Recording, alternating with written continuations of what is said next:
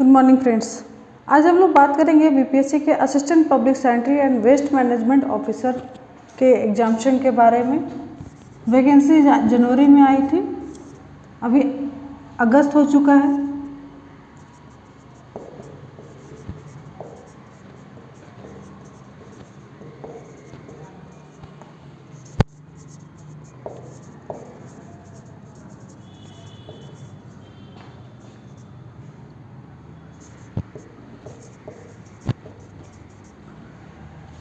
और एग्जामिनेशन का डेट भी आपको अनाउंस कर दिया गया है। करना क्या है आपको कि आगे आपको जो नवंबर में जो डेट बता रहे हैं लोग कि 12 से 13 नवंबर को एग्जामिनेशन लेंगे, तो जो अगले 2 से ढाई महीने में आपको एक सॉलिड तैयारी कर लेनी होगी। आपको पता है कि वैकेंसी ऐसी है कि बहुत सारे अभ्यर्थी हैं बस ये डेडिकेट कर रहे हैं कि किसी तरीके से ये जो अपॉइंटमेंट है इस जॉब पर उनका हो जाए। कुछ ऐसे अभ्यर्थी हैं, जैसे कि मैं क्लासेस ऑनलाइन क्लासेस लेती हूँ तो उनसे इंटरेक्शन होता है, तो वो बच्चे बताते हैं कि मैम हम लोगों तो अभी कुछ दिन के लिए छुट्टी ले लेने वाले हैं ताकि इसका जो तैयारी है बहुत सीरियस तरीके से हो सके।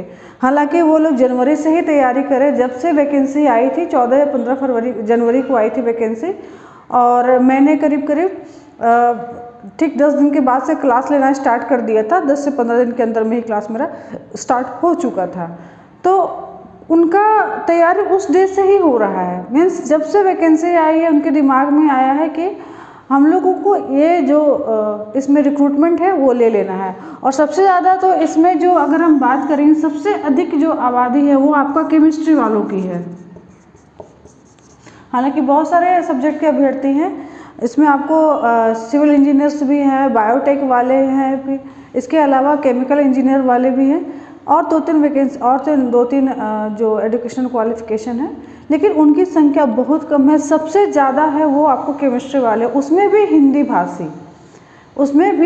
हिंदी भाषी from Bihar, UP and some other states. बाहर के स्टेट से भी जो अभ्यर्थी तैयारी कर रहे हैं वो भी बिहार के रहने वाले हैं, बट उनकी जॉब हो चुकी है, आइदर नोएडा में है या फिर पुणे में काम कर रहे हैं या केरला में काम कर रहे हैं। सबका डेडिकेशन यही है कि बस किसी तरीके से हम लोगों को ये पोस्ट मिल जाए तो हम लोग अपने गांव घर आकर के अपना आराम से जॉब कर सके, एक सिक्योर जॉब। और सबसे बड़ी इसकी जॉब की जो कह सकते हैं खूबसूरती कहेंगे, खासियत भी कह सकते हैं उसको, 1 सिंगल डे एग्जामिनेशन होना चाहिए था। हालांकि जैसा वैकेंसी में आया था वो सिंगल डे एग्जामिनेशन वैकेंसी था, बट अभी तो खैर 12-13 नवंबर को बोल के चल रहे हैं कि 2 दिन में एग्जामिनेशन लेंगे, लेकिन फिर भी वो एक ही एग्जामिनेशन है ना। मतलब हो सकता है अगर 40,000 अभ्यर्थी हैं तो 20,000 का आपको 12 तारीख को हो जाए और बाकी बचे 20,000 स्टूडेंट्स का आपका 13 तारीख को एग्जामिनेशन हो जाए। तो खूबसूरती यही है कि एक ही एग्जामिनेशन देना है यार आपको। आपका जो रिज़ल्ट आएगा उसके बाद में बस जो डॉक्यूमेंट वेरिफिकेशन होना है वो होगा और आपका अपॉइंटमेंट हो जाएगा। तो ब्यूटी यही है सिंगल एग्जामिनेशन, जबकि जनरली होता नहीं है इस टाइप का, है ना। और भी वैकेंसीज जैसे आप देखते हैं बीएसएससी सीजीएल में बोला जाता है कि हम लोग एक ही एग्जामिनेशन लेंगे, लेकिन अगर नंबर ऑफ एप्लीकेंट से 40,000 से ज़्यादा हुआ तब जाकर ही मुख्य परीक्षा लिया जाए। लेकिन ऐसा इसमें कुछ है नहीं। करीब 40,000 अभ्यर्थियों ने या 40,000 से प्लस लोगों ने रजिस्ट्रेशन कराया था, बट अपना क्वालिफिकेशन की दुविधा को लेकर के उसमें से कुछ कम ही लोगों ने फाइनल पेमेंट किया है और फाइनल अपना रजिस्ट्रेशन उनका सक्सेस कर पाया है। और जब इनका जब एग्ज़ाम का एडमिट कार्ड आएगा उसमें हो सकता है कुछ और अभ्यर्थी छट भी जाएंगे। तो हम लोग बात कर रहे हैं कि ये अगले 2-2.5 महीने करने क्या है। मैं जो भी चीज़ें अभी तक बताई आपको, ये इसलिए कि आपको समझना ज़रूरी था कि ये वैकेंसी कैसे है और इसमें किस टाइप के अभ्यर्थियों की संख्या अधिक है, ताकि आपको तैयारी करने का एक जो रॉ मटेरियल है वो आपका, या फिर बेस जो कह सकते हैं दिमाग में, वो तैयार हो सके। देखिए आपका जो सिलेबस है, सभी को पता है सिलेबस जो है वो आपको 2 यूनिट्स में बटा हुआ है ना। सिलेबस जो है आपका 2 यूनिट में बटा हुआ है। पेपर 1 जो कि जीएस पेपर है और पेपर 2 जो है आपका टेक्निकल पेपर है।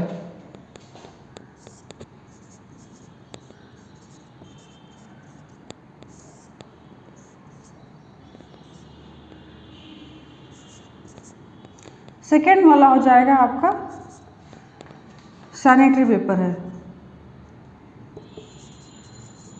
जिसको आप टेक्निकल पेपर के रूप में देखते हैं। ठीक है, जीएस पेपर बहुत ज़्यादा इन्होंने सिलेबस में लिखा नहीं, सिर्फ इन्होंने यह कह दिया है कि ये जो पेपर है जो आप अपने आस पास ऑब्जर्व करते हैं उनसे रिलेटेड क्वेश्चन पूछे जाएंगे, as well as current affairs based question होगा। तो ऑब्जर्वेशन में आप क्या ऑब्जर्व करते हैं? आप तो अगर आप रास्ते में चल रहे हैं, अपने आसपास होने वाली आर्थिक गतिविधियां भी देख रहे हैं, अपने आसपास का जो भौगोलिक परिदृश्य भी देख रहे हैं, अपने आसपास का समाज देख रहे हैं, उस समाज से जुड़ी हुई कहानियाँ जो पिछले समय में हो चुकी घटित घटनाएं वो भी आप देख रहे हैं, अपने आसपास में दिन प्रतिदिन जो अभिवृद्धि हो रही है, तकनीकी विकास हो रहा है, उसको भी आप देख रहे हैं। साथ साथ नए दिन, हर दिन दिखिएगा नए नए घटनाएं घटती रहती है। तो मैं क्या बताई आपको कि आप अपने आसपास का जो भौगोलिक और सामाजिक परिदृश्य दोनों ही देख रहे हैं। तो अभी तो सोशल एस्पेक्ट आ गया, जियोग्राफिकल एस्पेक्ट आ गया, साथ साथ आर्थिक गतिविधियां देख रहे हैं, इकोनॉमिकल एस्पेक्ट आ गया, दिन प्रतिदिन का जो आप जो तकनीकी विकास देख रहे हैं, साइंस एंड टेक आ गया, हर दिन नई नई घटनाएं घट रही हैं, करंट अफेयर्स आ गया। तो अगर हम बात करेंगे क्या ये सारे के सारे सब्जेक्ट हम लोग को पढ़ने ही हैं?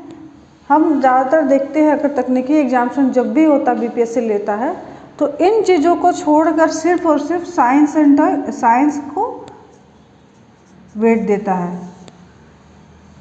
वही अगर सैनिटरी पेपर लेंगे तो वो तो आपका सिलेबस डिफाइंड है, ये क्लियर डिफाइंड सिलेबस है, लेकिन क्या रियली में सिर्फ उतना ही पूछेगा?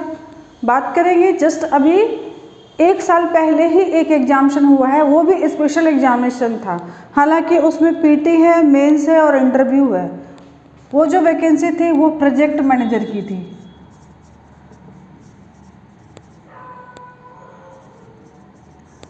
अब ये प्रोजेक्ट मैनेजर के बारे में मैं क्यों बात कर रही हूँ, आप लोग का भी एग्जामिनेशन तो ये सैनिटरी वालों का है। तो आप ये समझ लीजिए इन्होंने जो सिलेबस डिफाइन किया था 3 पार्ट्स में इनका भी कैटेगराइज था। ठीक है, इनका भी 3 पार्ट्स में कैटेगराइज सिलेबस था। एक पेपर का प्रीलिम्स का एग्जामिनेशन हुआ था, पहला था इकोनॉमिक्स, दूसरा था करंट, तीसरा था मैथ एंड रीजनिंग। ये 70 मार्क्स का था, ये 40 मार्क्स का था, ये 40 मार्क्स का, टोटल 150 नंबर का एग्जामिनेशन हुआ था। इसका इन्होंने सिलेबस बताया, इसके बारे में कुछ नहीं बताया। ठीक है, इकोनॉमिक्स का सिलेबस करीब 6 महीने बाद जब वैकेंसी डाले ये लोग दिए थे उसके 6 महीने बाद इन्होंने सिलेबस बता दिया इकोनॉमिक्स का कि इस 70 नंबर में 12 पॉइंट्स बताए थे इन्होंने इकोनॉमिक्स के, है ना, जिसमें आपका प्राइमरी सेक्टर से सेकेंडरी सेक्टर से लेकर के फाइनेंशियल एक्टिविटी हो गई, साथ साथ जो बिहार के जो विकास में जो वहाँ के जो इकोनॉमिकल पॉलिसी है वो कैसे काम करेगी, कौन कौन से इकोनॉमिकल पॉलिसी रिलेटेड एक्ट्स होंगे वो कैसे काम करेगी, वो भी आपको इसमें इंक्लूड करके रखा था। मतलब बेसिक इकोनॉमिक्स के अलावा कुछ जो आर्थिक विकास से संबंधित परिदृश्य को भी इसमें, मतलब 2 टॉपिक्स को भी इन्होंने डाल दिया था। बाकी फाइनेंस वगैरह भी था, बजटिंग भी था। ठीक है, तो ये इकोनॉमिक्स का 70 मार्क्स का सिलेबस दिया। मैं आपको बता रही हूँ अगर आप में से कोई भी ऐसे अभ्यर्थी इस जो क्वेश्चन है उसको आप चेक करेंगे, आपको ये नज़र आएगा कि इस 70 में से मात्र 15 क्वेश्चन इस सिलेबस से आए थे, इसके सिलेबस से। ठीक है, अब आप सोच लीजिए ये उद्योग विभाग के अंदर ये आपको वैकेंसी थी और ये आप जान रहे हैं ये नगर विकास विभाग के अंदर है। ठीक है, तो इस 70 में से 15 क्वेश्चन आया था। अब मैं आ जाती हूँ, ये भी बीपीएससी का ही वैकेंसी था, करीब अभी 2 साल हो चुके हैं वैकेंसी आए हुए। एग्जामिनेशन 1 साल पहले हुआ था, अगस्त महीने में एग्जामिनेशन हुआ था। इनका रिजल्ट अगस्त 2021 में, एग्जामिनेशन 2021 में हुआ था। रिजल्ट भले ही आया है आपका इधर आया है, मतलब फरवरी 2022 में आया, काफ़ी डिले चल रहा है ये भी एग्जामिनेशन। तो कहने का मतलब इन्होंने जो सिलेबस दिया 70 में से 15, ठीक है। आप अगर काउंट करेंगे तो 7 2 जा मतलब 20% है, आपको वो सिलेबस कवर किया। इन्होंने भी आपको सिलेबस दे दिया है, ठीक है।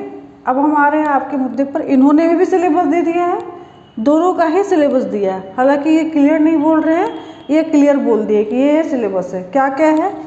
तो solid waste management, liquid waste management, hazardous waste management, rules and regulation, EIA, environmental impact assessment, पर्यावरणीय प्रभाव आकलन। ये 5 टॉपिक हैं इसमें। इसका सिलेबस अनडिफाइंड है, बट एज्यूम कर सकते हैं कि हो सकता है ये साइंस एंड टेक और करंट बेस्ड ही पूछा जाए, और नहीं तो बहुत ज़्यादा आप सेफ साइड जाना चाहते हैं, अपनी सुरक्षा चाहते हैं, यानी कि आपको तैरना आता है बट फिर भी जो होता है ना, लाइफ जैकेट लेकर चलता है इंसान कि हम अगर उस समय कुछ ऐसे कोई घटना घट जाती है, अनकॉन्शियस हो जाते हैं, उस समय वो लाइफ जैकेट हमें सिक्योर करेगा। तो उसी के बारे में बात कर रही हूँ कि हम प्रश्न हो सकता है साइंस और करंट ही पूछे जाएंगे मात्र, बाकी हम लोग लाइफ जैकेट को देख लेंगे, है ना। एक लाइफ जैकेट रखना बहुत ज़रूरी है, तो बाकी सब्जेक्ट भी कवर कर लिया जाएगा। लेकिन फिर भी मैं बात कर रही हूँ कि क्या रियली में ये जो बता रहे हैं ये नहीं पूछा जाएगा, तो मैं आपको सीरियसली इस चीज़ के बारे में बोल दूँगी कि मेरा आंसर तो खैर नहीं होगा कि ये जो बोल रहे हैं सिर्फ उतना ही कर देंगे, क्योंकि मैं ऑलरेडी मेरे अभ्यर्थी कुछ अभ्यर्थी तो मतलब ये एग्जामिशन दिए थे, क्योंकि मैंने करीब करीब 300 लोग को गाइड किया था, कुछ लोग नोट्स भी लिए थे, सबको मैं काउंट कर ले रही हूँ। तो 300 लोग को मैंने गाइड किया था, इसमें 100+ का रिजल्ट आया, सबका रिजल्ट नहीं आया, 100+ का। कुछ लोग अभ्यर्थियों ने बताया भी, कुछ लोगों ने मैसेज भी किया था, कुछ लोग नहीं बताया, बट पता चल गया कि हाँ इनका भी क्वालिफाई हो चुका है। तो 300 में मतलब अराउंड मान के चलिएगा 33% का मेरा वो परसेंटेज था कि उन्होंने क्वालिफाई कर लिया, ठीक है। अभी भी बहुत सारे अभ्यर्थी हैं जो कि नोट्स लेकर अगर चलेंगे तो बहुत सारे 100+ हो चुका है, लेकिन अभी दिन प्रतिदिन जिस तरीके से क्योंकि समय लास्ट बचा रहेगा, तो बहुत तेज़ी से वो अभ्यर्थी इनरोल हो रहे हैं ऑनलाइन क्लासेस के लिए, और जो नोट्स लेने वाले हैं उनकी भी संख्या काफ़ी ज़्यादा है। ऑनलाइन क्लास ऑलरेडी मेरा एक और स्टार्ट हो रहा है, ये 4 सितंबर से, और नोट्स जो है वो तो है ही, ठीक है। नोट्स हिंदी इंग्लिश दोनों में अवेलेबल है, वो भी आप बहुत लोग ले रहे हैं। तो अगर हम काउंट करेंगे तो अभी भी इनका संख्या अच्छा खासा ये पहुंच चुका है। तो मैं जो बोलने जा रही हूँ कि अगले 2-2.5 महीने में क्या करेंगे, ये मैं अब आपको क्लियर लिख चुकी हूँ, है ना। जो चीज़ें मुझे बोलना था वो मैं आपको क्लियर लिख चुकी हूँ।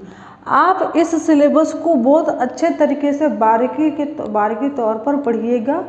इसमें से कुछ ऐसा पोर्शन है, रूल्स और रेगुलेशन और एनवायरमेंटल इम्पैक्ट असेसमेंट, ये जो 3 चीज़ें हैं ये प्रैक्टिकल है, ये थ्योरी और प्रैक्टिकल दोनों ही चीज़ें हैं, ठीक है।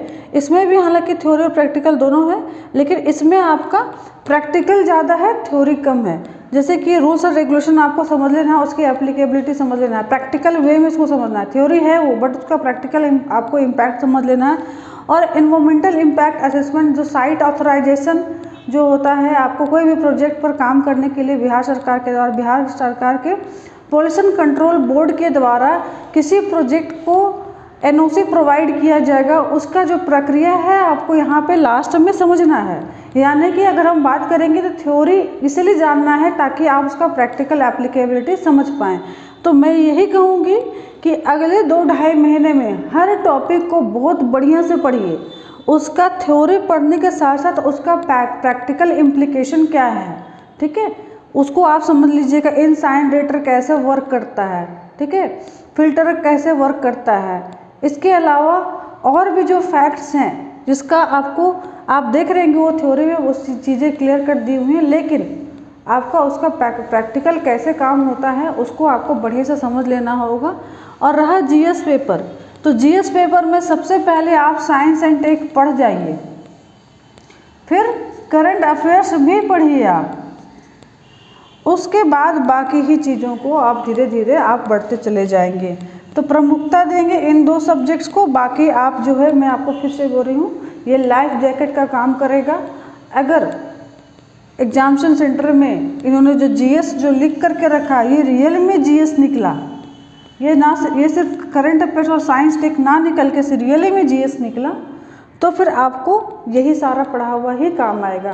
तो मैंने ऑलरेडी इनका क्लासेस मैंने आपको कवरअप करा दिया है ऑलरेडी, अभी लाइव क्लासेस जो चल रहे थे, लेकिन हम लोग भी क्या कर रहे हैं, इन चीज़ों को भी कवरअप कर ले रहे हैं ताकि जो अभ्यर्थी है उसको किसी प्रकार की परेशानी नहीं आए। हमारा तो मॉक टेस्ट भी जो है वो भी आपको इन सारे सब्जेक्ट बेस्ड होगा, ना कि इन पर बेस्ड होगा, ताकि अभ्यर्थी कहीं भी जाकर एग्जामिनेशन में गड़बड़ाए नहीं। तो मेरी जो राय होगी कुल मिला करके आप अपना जो टेक्निकल पेपर है उस पर कमांड कीजिए, क्योंकि आपका जो स्कोर डिपेंड करेगा इस पर। अब मैं आपको आती हूँ जो एक और जो रणनीति है उसको मैं बता रहा हूँ। अभी तक मैंने इन चीज़ों को समझा दिया है आपको, अब मैं बता रही हूँ कि आप अधिक स्कोर कैसे करेंगे।